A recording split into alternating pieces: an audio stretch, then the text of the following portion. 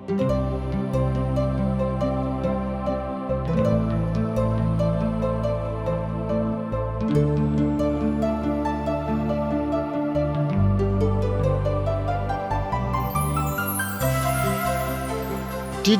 India से प्रसारित कार्यक्रम जिंदगी की राह बाइबल की किताबन का अध्ययन हवे, जीवन की आपके बढ़िया रास्ता में आगे बढ़े के चरवाही करेला और परमेश्वर के नाहिन जिंदगी जिए में मदद करेला।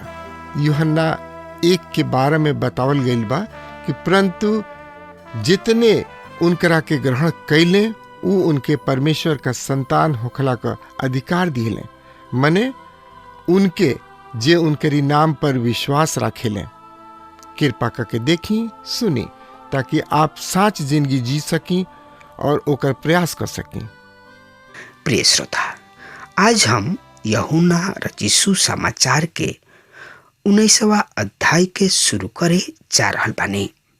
ये अध्याय में हम प्रभु यीशु मसीह के क्रूस पर मृत्यु के बारे में अध्ययन करेके। रोमी शासक समस्त संसार में न्याय खातिर प्रसिद्ध रहे और हर एगो रोमी अधिकारी के मेज पर दूगो चेहरा यानी कि मुंह वाली फोटो रखल रहत रहे।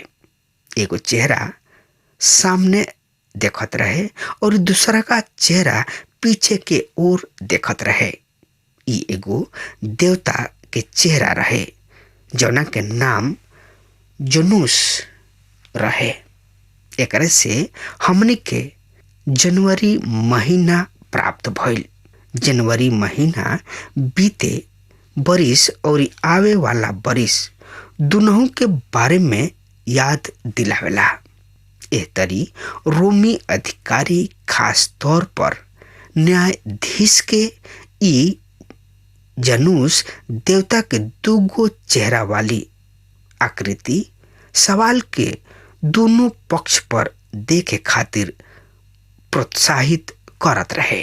रोमी शासन कठोर शासन रहे। वहाँ निर्दोष असहाय के न्याय प्राप्त होत रहे और दोषी के दंड दिहल जात रहे। पर ई एगो बहुते रुचकर विषय बा कि प्रभु यीशु मसीह के मुकदमा न्याय के महान हत्या है। ई सही में एगो उपवाद है। आई अब देखल जाओ यीशु के मृत्यु के बारे में। तो एकरा बारे में ज्यादा से ज्यादा जानकारी खातिर रुआ हमरा संगे आपन पवित्र शास्त्र बाइबल निकाल ली। हाँ, निकाल लिहनी। हाँ, तो उनमें देखी यूहन्ना रचित सुसमाचार 19 अध्याय 1 पद से लेके 20 पद तक अपना पवित्र शास्त्र बाइबल में देखी। एह तरी से लिखल बा, सुनी। ए पर पिलातुस यीशु के चाबुक लगवावलन और सिपाही लोग काट के मुकुट गूंथ के उनका कपार पर रख दिहले लोग और उनका के बैगनी कपड़ा पहिरौलन लोग और उनका कीने आके कहे लगले लोग कि हे यहूदी सबके राजा सलाम, और उनका के थप्पड़ भी मरले लोग। तब पिलातुस फिर बहरी निकल के लोगन से कहलन, देख लोग, हम उनका के तोहनी लोग कीने फिर बहरी ले आवतानी ताकि तोहनी लोग जान जा कि उनकरा में हम कुछ दोष नहीं खिपावत। तब यीशु काट के मुकुट और बैगनी कपड़ा पहिरले बहरी निकलन और पिलातुस ओहनी से कहलन, देख लोग, ई आदमी के। जब महायाजक और पियादा लोग उनका के देख ले लोग तो चिचिया के कहे लगले सा कि उनकरा के क्रूस पर चढ़ावा, क्रूस पर चढ़ावा। पिलातुस ओहनी से कहलन, तोहनी लोग उनकरा के लेके क्रूस पर चढ़ावा जा, काहे कि हम उनका में कोनो दोष नहीं खिपावत। यहूदी लोग उनका के जवाब दिहलन, हमनियों के कानून बा और ओह कानून के अनुसार उ मारे जाए के लायक बाणे, काहे कि उ अपना के परमेश्वर के बेटा बतावता। जब पिलातुस ये बात सुनलन त और भी डरा गइलन और फिर किला के भीतर ही गइलन, तू कहवा के हवा? पर प्रभु यीशु पिलातुस के कौनो जवाब ना दिहलन। पिलातुस उनका से कहलन, हमरा से काहे नहीं बोलत? का तू नहीं जानत कि तोहरा के छोड़ देवे के अधिकार हमारा किने बा और क्रूस पर चढ़ावे के भी अधिकार बा? प्रभु यीशु जवाब दिहलन, यदि तोहरा के ऊपर से ना दिहल जाइत त तोहार हमरा पर कोनो अधिकार ना दिहल जाइत, ना ही होखित। ऐसे जे हमरा के तोहरा हाथ में सौंप ले बा ओकर पाप ज्यादा बा। ऐसे पिलातुस उनका के छोड़ देवे चाहत रहे। एकरा के दूसरा शब्द में कहल जाए, ऐसे पिलातुस उनका के छोड़ देवे के मनसा यानी कि मन बनौले रहे। पर यहूदी सब चिल्ला चिल्ला के कहे लगले सा कि यदि तू ओकरा के छोड़ देब त तुहार भक्ति कैसर के ओर नइखे। जे केहू अपना के राजा बनावेला उ कैसर के विरोध करेला, यानी कि कैसर के विरोधी ह। इस सब बात सुन के पिलातुस के बहरी ले अइलन और वो जगह पर एगो चबूतरा रहे जौन इब्रानी में गुब्बाता कहाला और न्याय आसन पर बैठलन। ई फसह के तैयारी के दिन रहल और 6 बजे सवेरे के करीब रहल, यानी कि 6 बजे के फजरे के समय रहल। तब उ यहूदी लोगन से कहलन, देख लोग, इहे हवन तोहनी लोग के राजा। पर ओहनी लोग चिल्लैले, ले जा ले जा, ओकरा के क्रूस पर चढ़ावा। पिलातुस ओहनी लोग से कहलन, का तोहनी लोग के राजा के क्रूस पर चढ़ाई? महायाजक लोग जवाब दिहले, कैसर के छोड़ के हमनी के औरी केहू राजा नहीं के। तब पिलातुस यीशु के ओहनी लोग के हाथ में सौंप दिहलन ताकि क्रूस पर चढ़ावल जास। तब ओहनी लोग यीशु के ले गइले और उ आपन क्रूस उठौले ओ जगह तक बहरी गइलन जौन की खोपड़ी के जगह कहाला और इब्रानी भाषा में गुलगुता। उहमा ओहनी लोग यीशु के और 2 आदमी के क्रूस पर अगल बगल चढ़ौले लोग और बीच में प्रभु यीशु मसीह के। और पिलातुस एगो दोष पत्र लिख के क्रूस पर लगवा दिहलस, यानी कि टांग दिहलस। और ओह में ई लिखल गइल कि यीशु नासरी यहूदी सबके राजा हमें। दोष पत्र ढेर यहूदी सब पढ़लन जा, काहे कि उ जगह जहाँ यीशु पर चढ़ावल गइल रहन नगर किने रहे और चिट्ठी इब्रानी, लतीनी और यूनानी भाषा में लिखल गइल रहे। तब यहूदी लोग के महायाजक लोग पिलातुस से कहलन, हम यहूदी लोग के राजा हई। प्रिय श्रोता, प्रभु यीशु मसीह के मजाक में उड़ावत, अपमान करत और उनका के ठट्ठा में उड़ावत गुलगुता नाम पहाड़ी पर ले जाताड़े सा। यसिया 52:14 पद में इस संबंध में ऐसन बतावल गइल बा, जैसे बहुत से लोग तोहरा के देख के चकित भइले, ओसही उनकर रूप अतना बिगड़ल रहे कि आदमी के ऐसन ना जान पड़त रहे। उनकर स्वरूप भी आदमी के ऐसन ना रह गइल रहे। पिलातुस प्रभु यीशु मसीह पर चढ़ावल गइल आरोप सबके सुन के औरी भी डरा गइलन कि कहीं ई सही में त परमेश्वर के बेटा त ना ह। औरी पिलातुस प्रभु यीशु मसीह के छोड़ देवे के कोशिश में लागल रहे तथा ओकर पूरा पूरा प्रयास रहे कि हम प्रभु यीशु मसीह के छोड़ दी। वही घड़ी से उनका के छोड़ के प्रयास करे में लागल रहे कि हम कैसे कौना तरीका से प्रभु यीशु मसीह के छोड़ दी। वही घड़ी से उपाय खोजे लागल, पर यहूदी सबके राजनीति से डरा गइल और पिलातुस से कहे लगले सा चिचिया चिचिया के यदि तू एह आदमी के छोड़ी दे ताड़ा त तू कैसर के राजभक्त ना हवा। तोहरा एह कृत्य के कारण राज्य कैसर के समान करे के होई।